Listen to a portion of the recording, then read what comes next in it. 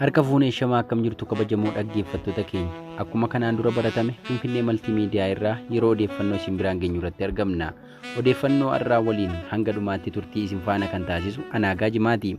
Mataawwan oduu keenyaa irraa hawaasni Oromoo Horroo Guduruu Wallaggaa meeshaa waraanaa ammayyaa akkaan gurguddaa ta'een haleelamaa jiraachuu, Wallagga Lixaa Beegii fi Qondaalaa keessatti hawaasni rakkoo hammaataaf saaxilamuu, lola Israa'elii fi Hamaas jidduutti gaggeeffamaa jiruun lubbuun namoota 1,000 caalu darbuu fi dhimma qormaataa kutaa 12ffaa bara kanaas waan qindeeffannee qabnaa nu caqasaan affeerraa keenya jecha kallattumaan gara sanittan isin dabarsa.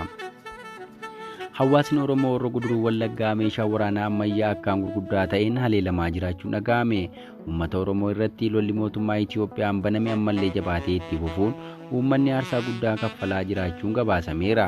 Odeeffannoo Finfinnee Maltiimiidiyaan argate akka caqasetti Horroo Guduruu Wallaggaa aanaa Guduruu keessatti haleellaan raamwaasa nagaarra qaqqabuu ifoomseera. Mootummaan akkuma kanaan dura Oromiyaa bakkeewwan hedduu haleelaa turetti haleellaa diroonii raawwachuu isaa eerani. Haleellaa kanaanis mandarooti Oromoo hedduun barbadeeffamuu gabaafame. Taateen kun aanaa Guduruu ganda baadiyyaa Ulaa jedhamu keessatti dhaqqabuunis himameera. Maddeen odeeffannoo gariin haleellaa kana wayita ibsan humnoonni mootummaa meeshaa fageenya dheeraa adeemu magaalaa Kombolchaa keessa dhaabuun dhukaasa baname ta'uus himanan. Haleellaa kanaan namoota hedduun du'uu himameera. Namoota ajjeefamuun isaanii himame kan maqaan argame Dawoo Fiqaaduu, Girshaa Giddumaa, Guddisaa Filee, Mootii Guddisaa, Yaadoo Guddisaa kan jedhaman yoo ta'u, daataan ajjeechaa kun kanarra caalu akka malu himame. Odeessatti aanee qabnuun Wallagga Lixaa Beegii fi Qondaalaa keessatti hawaasni rakkoo hammaataaf saaxilamee jiraachuun himame. Uummanni qofaatti qollifamee waggootaaf walitti fufiinsaan waraana keessummeessaa ture Beegii fi Qondaalaa keessatti gaaga'ama waraanaa cinatti balaan dhibee busaa haalaan hammaachuun daran uummata yaaddesseera. Hawaasni kunneen waraana waggoota dheeraaf gaggeeffamaa tureen gaaga'ama dinagdee hamaaf saaxilameera. Inumaa gama mootummaa Itiyoophiyaan ammoo uummanni Oromoo Beegii Qondaalaa da'oo waboof ta'e jechuun qollifamee akka rakkatu taasifame. Tajaajila hawaasaa dhorkatamuu, meeshaa waraanaa gurguddaan haleelamuu dabalatee ba'aa sabni tokko baachuuf ulfaatu guddaa baatee jiraate yoo naga'eera. Hawaasa dinagdeen isaa miidhamee kan jiruuf jireenyi isaa danqame kana weerarri busaa wayita qabatu ammoo ba'aa biraan ida'amuuf dirqame. Haala rakkisaa kana keessatti uummatichi damdamachuu hanga dadhabutti ga'uudhaan miidhamaaf saaxilameera. Weerara busaa uummaticha mudate to'achuuf gargaarsa taasisuun gama mootummaan laaffachuurraa uummatichi daran miidhamaaf gadadoo hamaaf akka saaxilamu ta'e. Tibbana dhaabbati Jirraa Organaayizeeshin jedhamu gara hawaasa kanaatti bobba'uun haala uummatichaa qorachuuf tumsa taasisuu miidiyaaleen hawaasaa gabaasamaa jira. Miseensa jaarmiyaa kanaa kan ta'e maqaa kara deemaa jedhuun kan beekamu Injiinar Daani'eel Gammadaa hawaasa kana bira deemuun dubbisuu isaa ibse. Uummatni kunneen viidiyoo waraabame kanarraa akka dhaga'amutti daa'imni waggaa 5 gadii akka jirutti dhumaa jiru. Amma namni guddaan illee damdamachuu dadhabuu maanguddoon kara deemaan dubbise yaada kennanii hubachiisanii.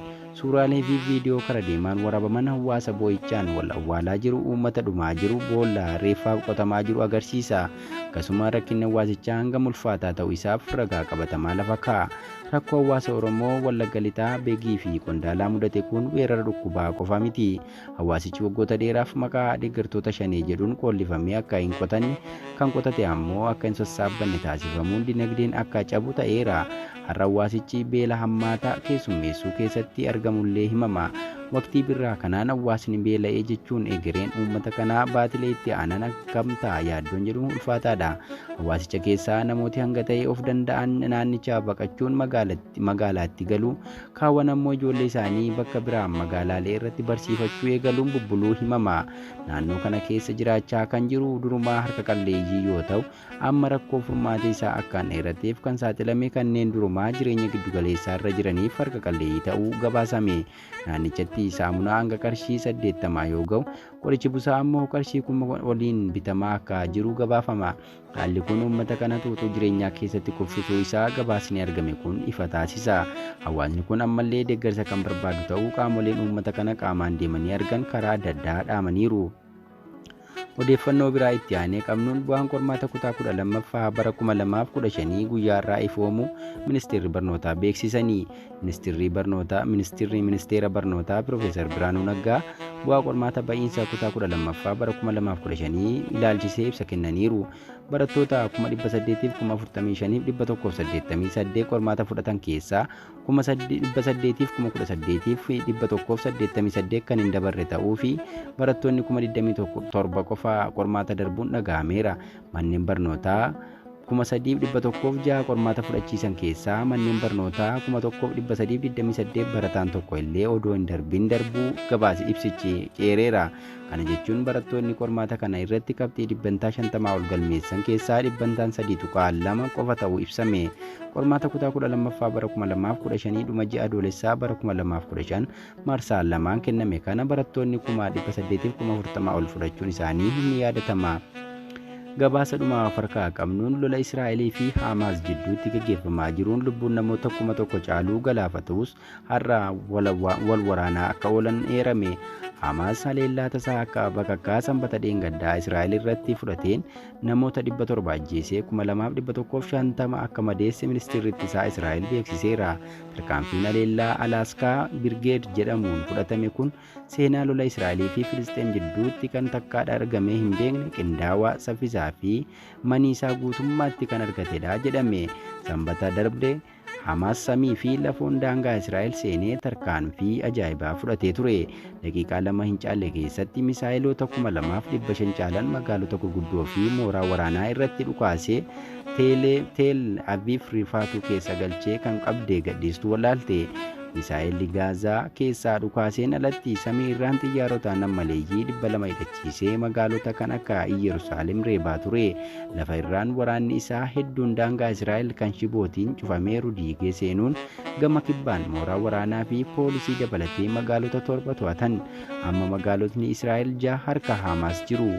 Ajajaa dabalatee waraannii fi poolisoonni Israa'el hedduutu booji'amanii. Muummichi ministeeraa Israa'el Benjaamin Netanyaahuu hogganoota tikaa fi waraana isaanii battaluma walitti qabanii erga mari'atanii booda biyyattiin lola irra akka jirtu labsaniiru. Namni tokko araaraaf nu jidduu akka hin seenne jechuun akeekkachiisanii samii fi lafoon Gaazaatti waraana bobbaasanii. Xiyyaarrii fi dirooniin isaanii Gaazaa keessatti boombii fi misaa'ilii roobsanii lubbuu Filisxeemotaa 413 baasanii 2,300 ammoo madeessaniiru jechuun hogganoonni bulchiinsaa Filisxeem himataniiru. Samii irraan dadhabsiisee uummata nagaa konkolaataatiin Gaazaa keessaa baaseen seenee Hamaasiin lafa irraa nanaxaawaa jetti Israa'el. Loltoonni lafoo 100,000 Gaazaa seenuuf qophaa'aniiru. Har'as gareen lamaan wal waraanaa oolanii Ameerikaa fi Ingiliziin gara Israa'el jirra wayita jedhan Iraan immoo tarkaanfii Hamaas waan birmadummaaf taasifamu kaayyoo eebbifamaadha jette. Raashiyaa fi Saawud Arabiyaan akkasumas Turkiin gareen lamaanuu dubbii ho'isuu fi lola jabeessuu irraa qusatanii akka mari'ataniif gaafataa jiru. Qaataar badiin kan lafa Filisxeemota weerartee qabatte kan Israa'elidha jetteetti. Hoogganaan Hamaas Turkii Istaanbul keessaa kaleessa qabsoon walabummaa fi bilisummaaf taasifamu jabaatee kan itti fufuudha jedhaniiru. Akka Aljazeeraan gabaasetti Ameerikaan doonii waraanaa guddaa kan xiyyaara lolaa nuukileeraa fi misaayilii baatuu danda'u gamasitti ergitee karaarra jira. Dubbii himaan Hamaas Haazeef Kaaseem tarkaanfii Ameerikaan fudhachuuf jirtu kan nama sodaachisu miti erga jedhanii booda qabsoon biyyaa fi eenyummaaf taasifamu kan jabaateetti fufu akka ta'e ibsanii. Har'as Hamaas misaayilota gara Israa'elitti furguggisaa oole. Israa'elis samiirraan Gaazaa keessaa gamoo reebaa oole. Lafa jalaan akka gara Ijiptitti hin baqanne gad bahanii waan nyaatan akka hin bitanne dhorkitee ibsaa bishaan bilbilaa fi intarneeta Gaazaa irraa kuttee boombiitti roobsaa oolteetti. Libaanoon keessa kan jiru Hizbollaa, Iraanii fi Qaataar ifatti gara Hamaas warri dhiyaa immoo gara Israa'el jiraachuu isaanii lolli addunyaa sadaffaa akka hin eegalamne sodaa guddaa uumeera. Waraana addunyaa lammaffaa booda akka biyyaatti kan dhalatte Israa'el weeraraan buqqisuu fi jireenya dhorkuun lafa Filisxeemotaa irraa fudhatteetti. Filisxeemii fi Israa'el jidduutti marii fi waliigalteen adda addaa deddeebi'ee taasifamus hin milkoofne. Hamaas lafaa fi uummata Filisxeem kan afaan qawwee weerartoota Israa'eliin qabaman afaan qawween deebisna jechuun Imaam Sheek Ahmed Jaasiniitiin bara 1987 Gaazaa keessatti kan hundeeffame erga bara 2007 filannoo taasifamee mo'ateetii haga ammaatti Gaazaa isatu bulchaa jira. West Bank ammoo paartii Mahmud Abbaastu bulchaa.